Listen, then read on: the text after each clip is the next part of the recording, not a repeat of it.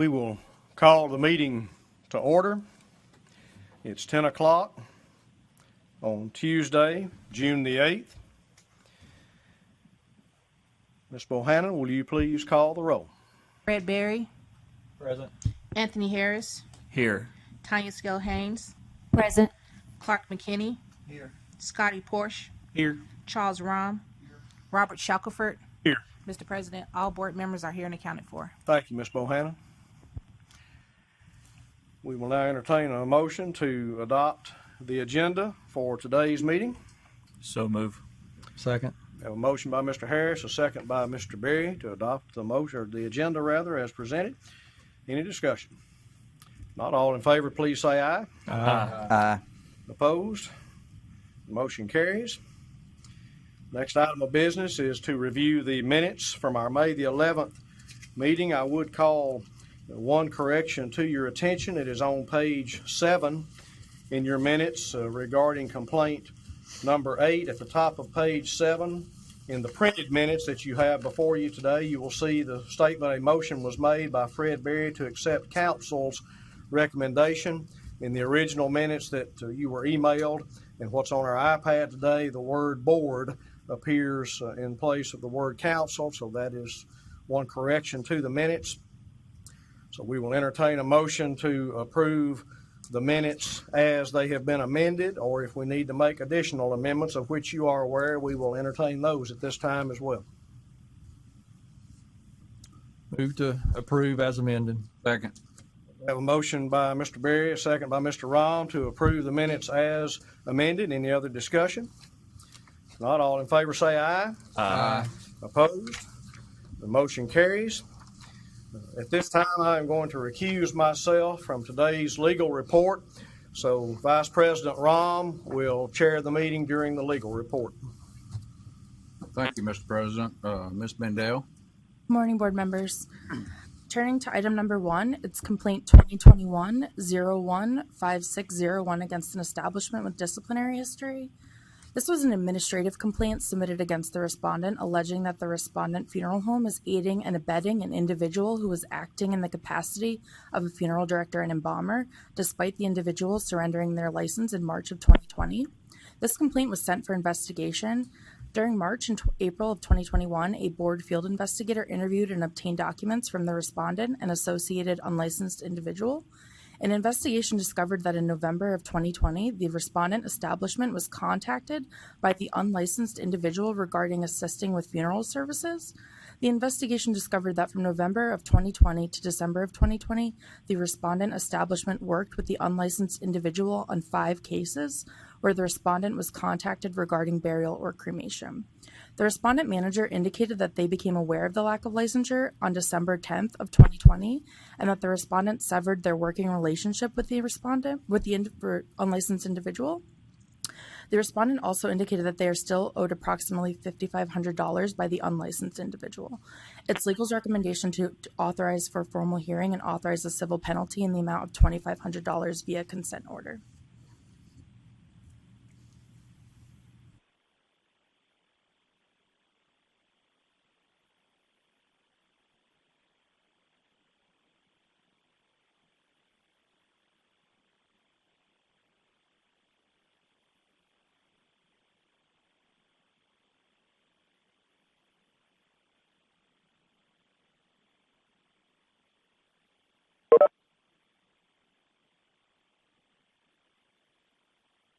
Any questions for Ms. Mendel?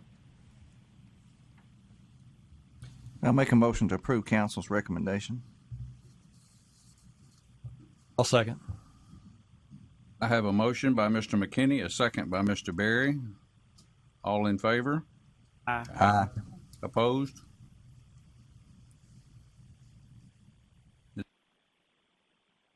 Item number 2, 3, 4, and 5 are all together. They are complaint 2021-01-5561 against a previously licensed funeral director, complaint 2021-02-0121, and complaint 2021-01-5581 against a previously licensed embalmer, and complaint 2021-02-6541. These complaints were submitted against the respondent, alleging that the respondent is acting in the capacity of a funeral director and embalmer, despite the respondent surrendering both their license in March of 2020. Specifically, the complaints allege that the respondent continues to engage in funeral directing by meeting with families to arrange for services, cremation, and international transportation. Additionally, a consumer complaint alleges that they contacted the respondent directly about services and merchandise for their grandmother. The consumer states that they paid for a marker to the respondent directly, but were informed by the cemetery that the respondent never paid the cemetery for placement of the marker. These complaints were sent for investigation, and during March and April of 2021, a board field investigator interviewed and obtained documents from the respondent and all associated establishments. Numerous violations were discovered, including the following: that the respondent has been acting in the capacity of a funeral director and embalmer despite surrendering their license, that the respondent has contracted with at least one family to provide cremation services and international transportation, that the respondent was unable to provide funeral files or information regarding bodies, and the respondent was reluctant to provide any information. It's legal's recommendation to authorize for a formal hearing and authorize a civil penalty in the amount of $10,000 via consent order.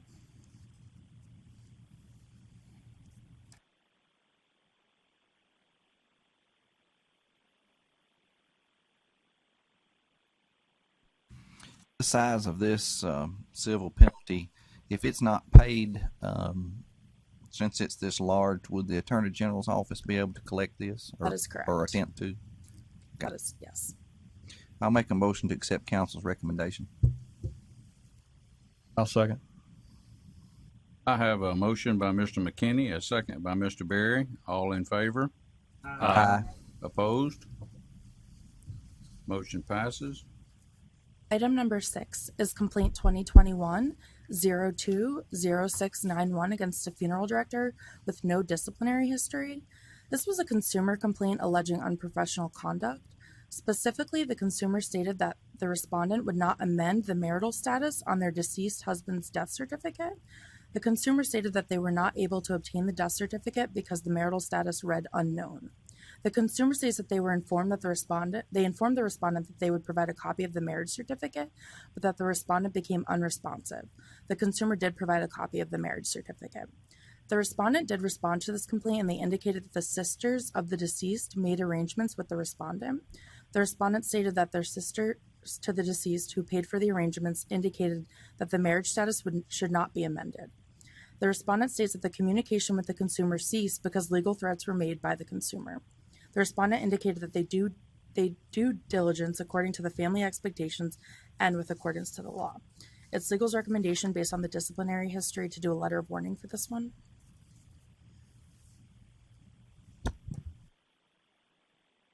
Make a motion, we accept legal's recommendation. Second. I have a motion by Mr. Harris, a second by Mr. Porch. All in favor? Aye. Opposed? Motion passes. Item number 7 is complaint 2021-02-3071 against a funeral establishment with some disciplinary history. On March 10th of 2021, a board field representative performed an inspection of the respondent establishment. During the inspection, the representative discovered that a general price list indicated that a price match guaranteed discount would be given on pre-need and at-need funeral arrangements. The respondent did respond to this complaint, and they indicated that a mistake was made by giving the representative an old price list by a new employee in training. The respondent states that the current general price list does not contain any language indicating that pre-need discounts are available. It's legal's recommendation to do a letter of warning on this one. I would certainly hope that the inspector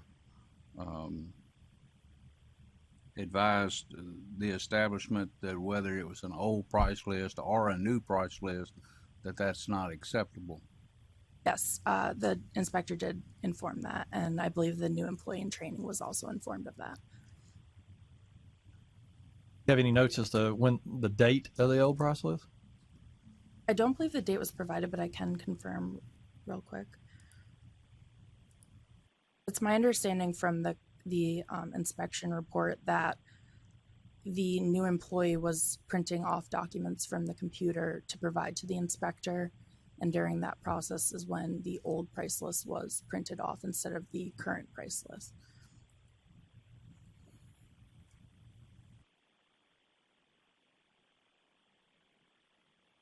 I'll make a recommendation to approve council's recommendation of letter of warning. Second. I have a motion by Mr. Berry, a second by Mr. McKinney. All in favor? Aye. Aye. Opposed? Motion passes. Item number 8, 9, and 10 will be heard together. They are complaint 2021-024991 against a funeral director, complaint 2021-025011 against an embalmer, and complaint 2021-012801 against a funeral director, both with no disciplinary history. 2 of these are administrative complaints based on information provided to the board office indicating that the respondent was indicted by a grand jury on charges that include 2 counts of theft of property and 1 count of burglary. Additionally, a complaint was submitted by the respondent's ex-employer indicating the same. The complainant indicates that the respondent was an employee of the complainant's establishment until he was discharged based on the theft and burglary. Documentation provided shows that the city police investigation discovered the amount taken from the complainant's establishment was estimated to be approximately $80,000. Additionally, the city police investigation discovered an estimated $13,000 was taken from individuals and not turned over to the funeral home for payments made toward funerals. It's legal's recommendation to authorize for formal hearing, authorize for suspension of the funeral director and embalmer's license for a period of 12 calendar months, beginning on the first day of the month following execution of the order. Additionally, a civil penalty of $1,000, 10 hours of continuing education courses approved by the board, and successful passing of the Tennessee laws, rules, and regulations examination, all via consent order.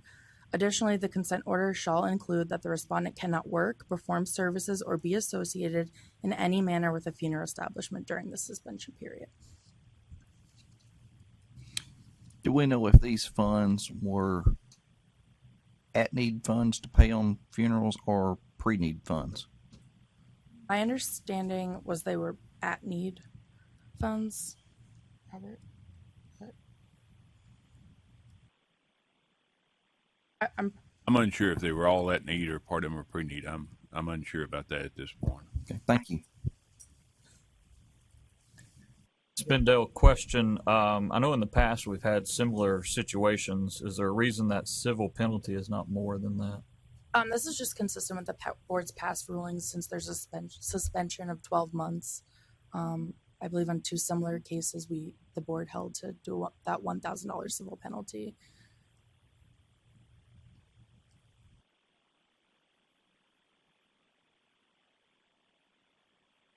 That's the same question in the suspension time. Is that, I guess that's based on consistency as well? Correct, yes.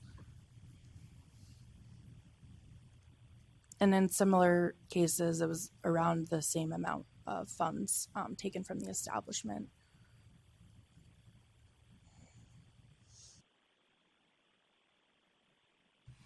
I'll make a motion we accept council's recommendation. I'll second. I have a motion by Mr. McKinney, a second by Mr. Berry. All in favor? Aye. Aye. Opposed? Motion passes.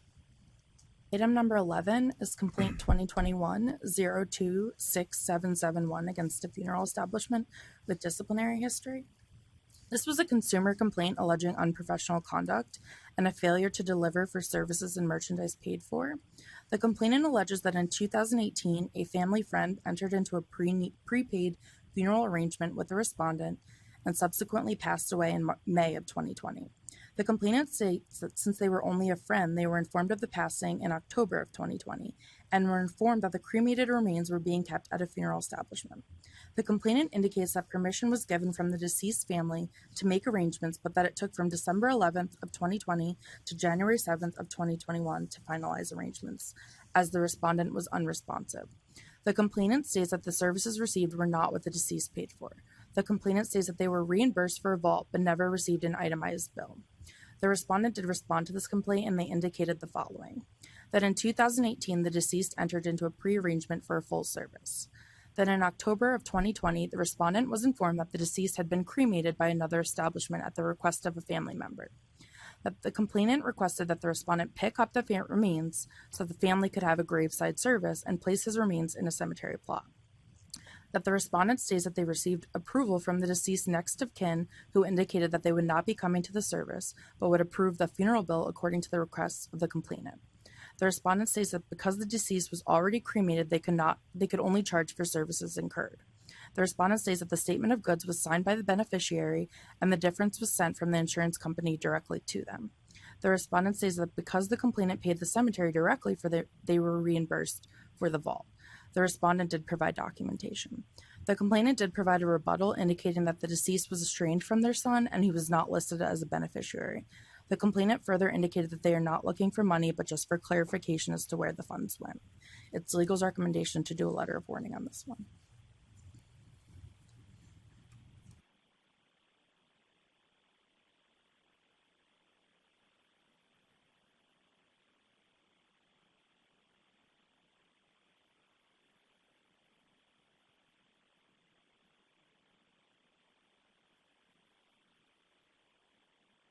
Be a little bit more specific on why the recommendation letter of warning? Sure. It's for unprofessional conduct for the unresponsiveness during that period. The documentation was provided indicating that the funds were reimbursed to the beneficiary who was listed on the policy. Everything else seemed to be in order. The only issue was that lack of responsiveness, so it'd be for unprofessional conduct. Make a motion to approve council's recommendation. I have a motion by Mr. Berry, a second by Ms. Scales. All in favor? Aye. Opposed? Motion passes. Item number- Ms. Bendale, before we move forward, Sure. I'd like to go back to number 10, and I'd like to change my vote to a no.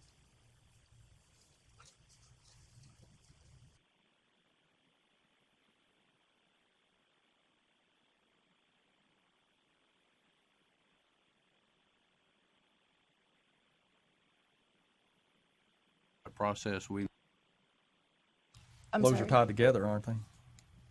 Item number 9, 10, 9, 10, 8, and 9, and 8, 10. 9, and 10 are all together. So Yeah. you're on the record reflecting that Mr. Rom is voting no on those. Thank you.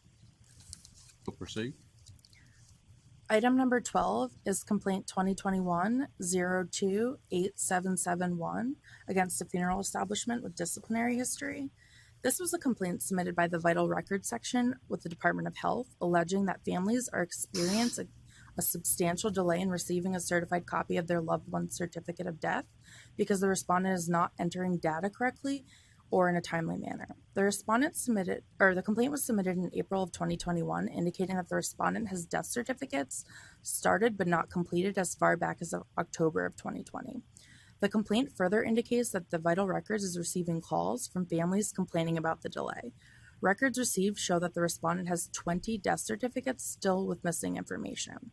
The respondent's representative did respond to this complaint, and they indicated that the respondent establishment has recently hired a new manager who's going through all the pending death certificates for the respondent to get them caught up. The representative further indicated that the previous employee in charge of the funeral establishment is no longer employed by the respondent. It's legal's recommendation to do an authorization for a formal hearing and authorize a civil penalty and the amount of $2,000 via consent order. And that amount reflects $100 per death certificate delayed. Have any documentation that does back up that they are getting these caught up? We do have some documentation. It is as it's 20 death certificates, so there's not proof that all of them have been caught up at this time. But Do show process, correct? process, yes. Along that same line of questioning, so there's not a procedure in place that we can hold them accountable and report that when those are caught up, or? I can make that part of the consent order. I can request that they provide proof that those death certificates are filed correctly, if that's something the board would like. I think that would be wise. Sure. The motion I would I'll make a motion to accept council's recommendation with the added text that there'll be a reporting of when this is caught up. I will second that. I have a motion by Mr. Berry, a second by Mr. Harris. All in favor? Aye. Any opposed? Motion passes. Item number 13 is complaint 2021-028801 against an establishment with disciplinary history. This is a similar set of facts in that this was a complaint submitted by the Vital Records section of the Department of Health. These records indicate that the respondent has 3 death certificates still with missing information, and the respondent has not responded to this complaint at this time. It's legal's recommendation to authorize for a formal hearing and authorize a civil penalty in the amount of $550, which reflects that $300 for the 3 missing death certificates and then a $250 for failure to respond to an open complaint. And at this time, you still haven't received a response. Correct. Yes, I can. I'll make a motion for a civil penalty of $800, and then it be $500 for failure to respond. Mr. McKinney, would you like it to be $850?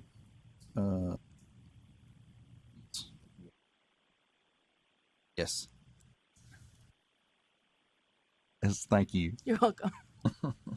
And the handicap. Can we also, one question right there, can we also include that they prove that they have corrected those as well? Yes, Mr. Harris, we can also include that similar stipulation. Mr. McKinney, if you're okay with that. Yes, sir. And then I would second that motion. We have a motion by Mr. McKinney, a second by Mr. Harris. All in favor? Aye. Opposed? Motion passes. Item number 14 is complaint 2021-027551 against a funeral director with disciplinary history. This was a competitor complaint alleging unprofessional conduct by the respondent. The complainant indicates that the respondent had previously entered into an asset purchase and sale agreement with the complainant, which included, among other things, a non-compete agreement.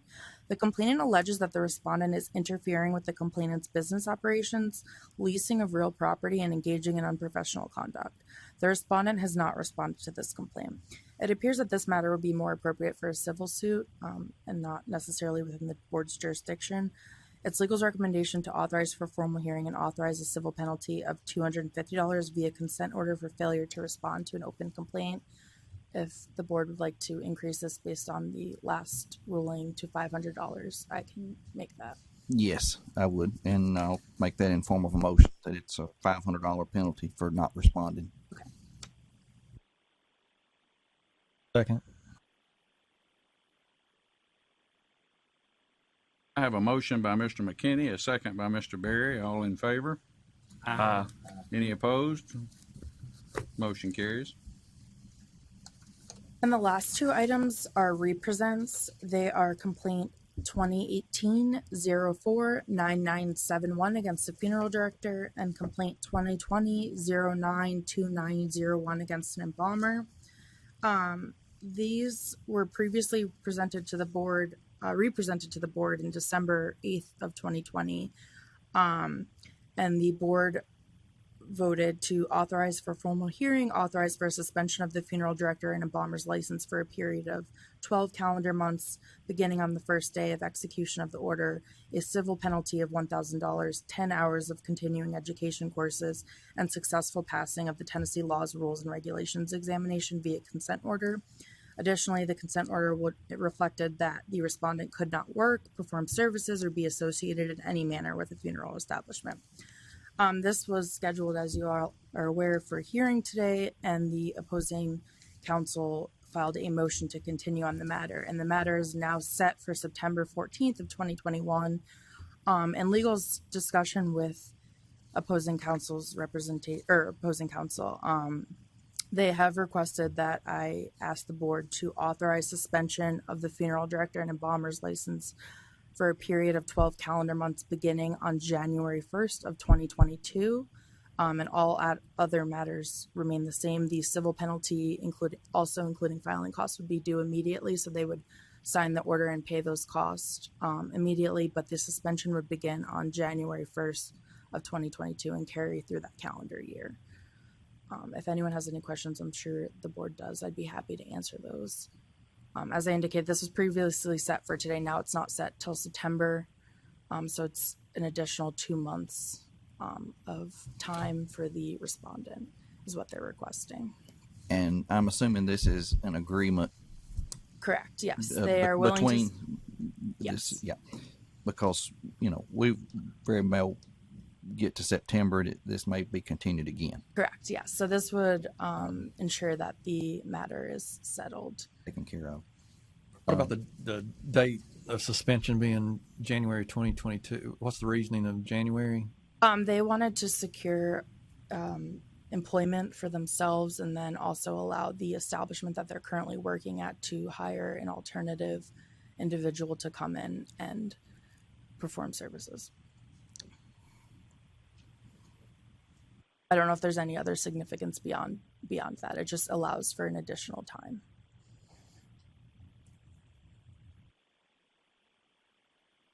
In order to see that this is taken care of, I'll make a motion that we accept council's recommendation. Second. I have a motion by Mr. McKinney, a second by Mr. Berry. All in favor? Aye. Opposed? Aye. Motion passes with one dissenting. That completes the legal report. Thank you, everyone.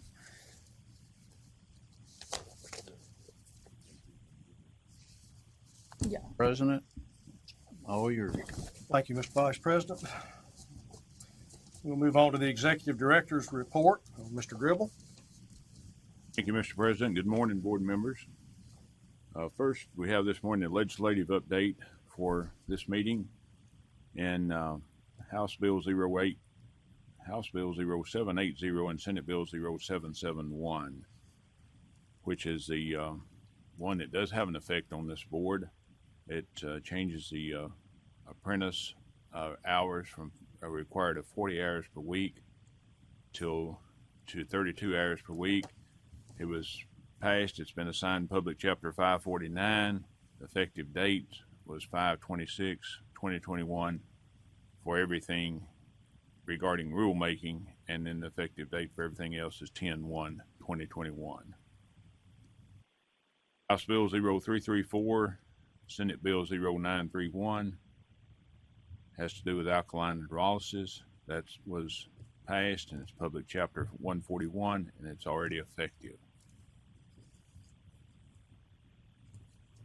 They would be obtaining an establishment license, so they would be obtaining the same license as a mortuary service, crematory, or any other type of organization providing services along those lines. House Bill 1181 and Senate Bill 0828, it requires the disposition of aborted fetuses remains to be by burial or cremation.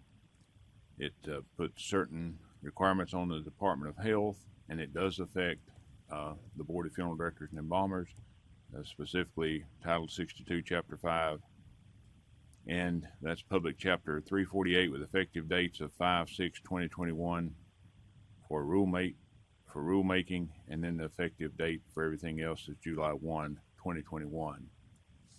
Legal and I have talked multiple times regarding this, and we've talked as well with administration, and legal says that the part that affects the Board of Funeral Directors, and Ms. Bendel may want to speak to this, is very straightforward in the latter part of the chapter, and that she has told me previously that she doesn't think that rulemaking will be necessary, but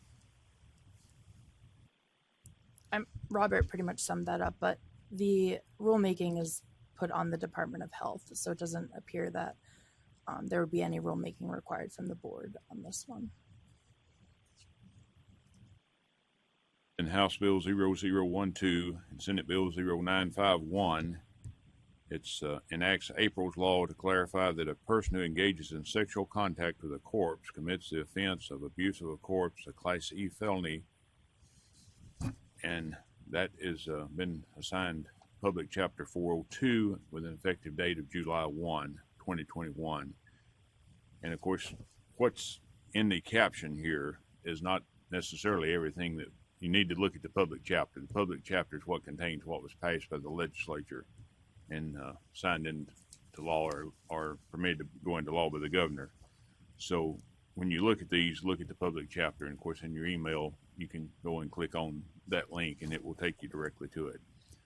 The other bills that were there that we were tracking, none of those passed, but they could pass when the legislature comes back in session in January. It's a two-year cycle in the legislature, so it doesn't mean that it's completely gone away with.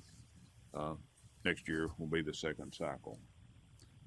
Licensee report is a report of licenses administratively approved by the executive director pursuant to the board authority for the period of May 1, 2021 through May 31, 2021, and you have a list of those in front of you and for what type licenses they received.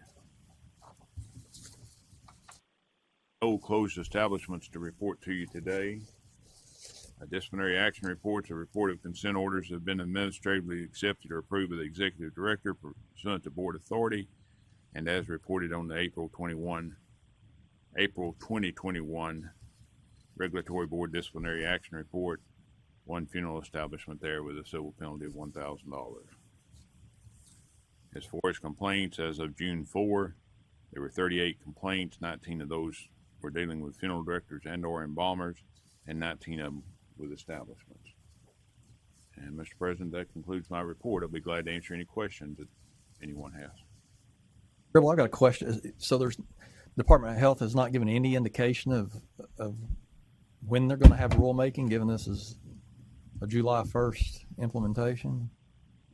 It would be public notice to that. You might want to go to their website. I don't know if their website allows for the same ability as ERS does or not, but you can go to our website. If we were doing, if this board was doing rules or the commissioner was doing rules, you can sign up for notifications. Now, I don't know if the Department of Health has that ability or not, but it would be a public notice regarding those rules, correct, Ms. Mendel? Yeah, that is correct. I believe they have a similar notice feature that you can sign up for notifications on those rules as well, where they'll send you an email kind of similar to how we do, indicating that those rules are proceeding forward. And I can further look into that and provide information to the board if that'd be helpful, where they are in that process. That'd be great if you could do that. This seems like there's a lot of unknowns regarding that. Mr. Gribble, have you received many calls across the state just asking questions about? Not many, a couple, and we received some communication that if this board was going to do rules, that there are different people that like to have a seat at the table and talking about those rules. But and of course, you and I had a conversation about what, how this law would change the way that funeral homes and cemeteries would conduct business. But I think most people are probably waiting to see what rules the Department of Health have. Would be my guess. I don't know. Thank you. Are there any other questions for Mr. Gribble? Thank you, Mr. Gribble. Moving on to the next item on the agenda. Need a Need to motion. approve that. Oh, I'm sorry. Yes. I'll make a motion to approve Second. Director's report. All right. We have a motion by Mr. Berry and a second by, was that you, Mr. McKinney? Any discussion? If not, all in favor say aye. Aye. All opposed? Motion carries. Thank you. On our board meeting dates, you have those in your iPad. Of course, typically the meetings are always set on the second Tuesday of each month, and you can see the listing of proposed meeting dates for 2022. If there are no suggested changes to those dates, we will entertain a motion to approve the 2022 calendar of meeting dates as presented. So make a motion. Second. Okay, we have a motion, I believe, by Mr. Harris and a second by Mr. Berry. Any other discussion? All in favor, say aye. Aye. Opposed? Motion carries. There are no individual or establishment applications for licensure to consider today, so moving on to new business. One item of new business involves our July meeting date, which is set now for the 13th of July. we are considering moving the July meeting to either July 20th or August 3rd. Those are the two dates for which we will have access to the board meeting rooms. And this meeting would also be the date that we would follow with a luncheon honoring Mr. Duffers, Davis, and Bridges for their former roles on the board. Does anyone have a preference about either one of those dates, July 20th or August 3rd? Since it's so late in the month in July, we want to just cancel July and go with the August meeting.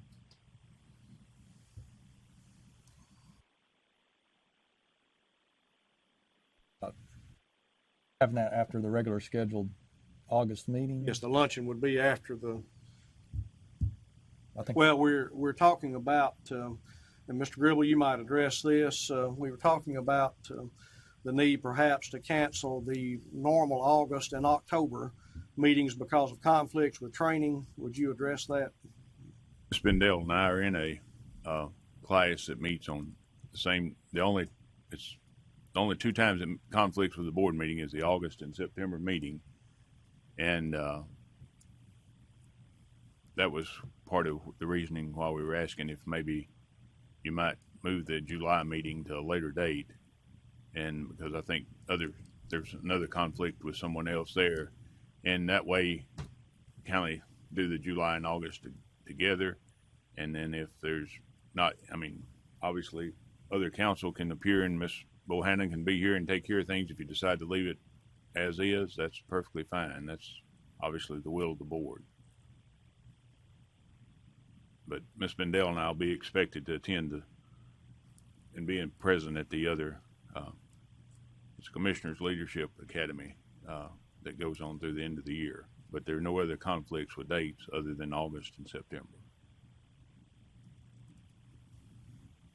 So essentially, if the board wants to cancel the July meeting and move the August meeting, or we could cancel the August meeting and move the July meeting. But I believe there would have to be moved. My suggestion is you not cancel anything today, and that way you wait closer to the meeting. And because usually the cancellations are made in consultation with legal and I, and then we contact the president. That way, if something comes up, and last minute, so to speak, then the board can meet.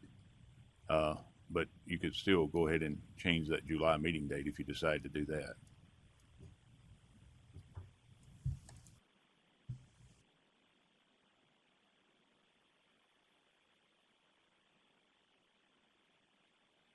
You decide.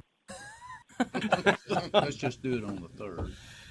I'm leaning toward August the 3rd because I think that might fit in better with the overall calendar, since it looks like we in all probability will have to cancel our normal August meeting. So that would give us an opportunity to address any issues that might come up closer to that August meeting date.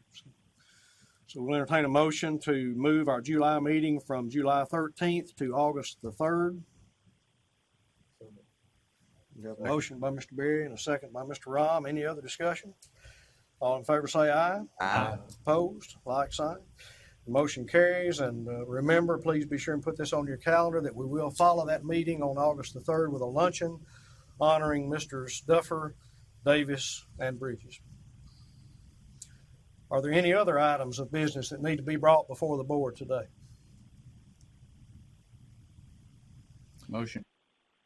A motion to adjourn by Mr. Rahm, Second.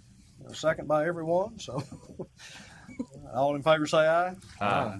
Opposed? Motion carries. We stand adjourned at 10:39.